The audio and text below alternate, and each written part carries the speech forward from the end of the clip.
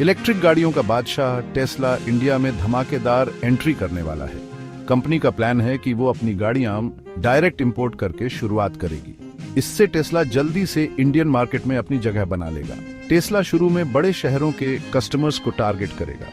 ये direct import वाला strategy सोच समझ के लिया गया है। इससे टेस्ला को अभी बड़े स्केल पे मैन्युफैक्चरिंग में इन्वेस्टमेंट करने की जरूरत नहीं पड़ेगी। इस तरीके से टेस्ला इंडियन मार्केट को परख भी सकता है। टेस्ला देखेगा कि उसकी गाड़ियों की डिमांड कैसी है। यह तरीका टेस्ला के ग्लोबल एक्सपेंशन स्ट्रेटेजी से मैच करता है। टेस्ला अक्सर नए मार्केट में इंपोर्ट करके एंट्री करता है। इससे धीरे धीरे ग्रोथ होती है और कंपनी मार्केट के हिसाब से ढल जाती है। जब मार्केट तैयार हो जाता है तब टेस्ला लोकल मैन्युफैक्चरिंग शुरू कर सकता है।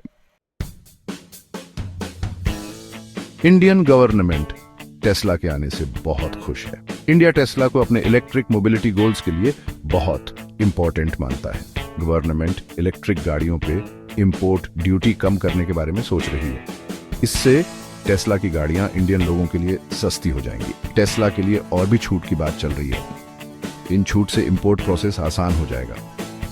इससे पता चलता है कि India global electric vehicle players को लाने के लिए कितना सीरियस है। गवर्नमेंट का ये एक्टिव होना अच्छी बात है। इससे फॉरेन इन्वेस्टमेंट के लिए अच्छा माहौल बनता है। इंडिया को टेस्ला के ग्लोबल वैल्यू चेन में जोड़ना बहुत जरूरी है। इंडिया में स्किल्ड वर्कर्स बहुत हैं और यहाँ मैन्युफैक्चरिंग सेक्टर भी बिराज रहा है। इन सब वजह से इंडिया फ्यूचर प्रोडक्शन के लिए अच्छी जगह है। टेस्ला दिल्ली और मुंबई में शोरूम खोलने वाला है। इन शोरूम्स में टेस्ला की लेटेस्ट टेक्नोलॉजी देखने को मिलेगी। कस्टमर्स टेस्ला गाड़ियों का परफॉर्मेंस और लग्जरी खुद एक्सपीरियंस कर पाएंगे। ये शोरूम्स अच्छी लोकेशन पे होंगे। दिल्ली का शोरूम किसी प्राइम लोकेशन पे होगा। DLF के एवेन्यू मॉल और गुरुग्राम के साइबर हब जैसी जगहों के बारे में सोचा जा रहा है।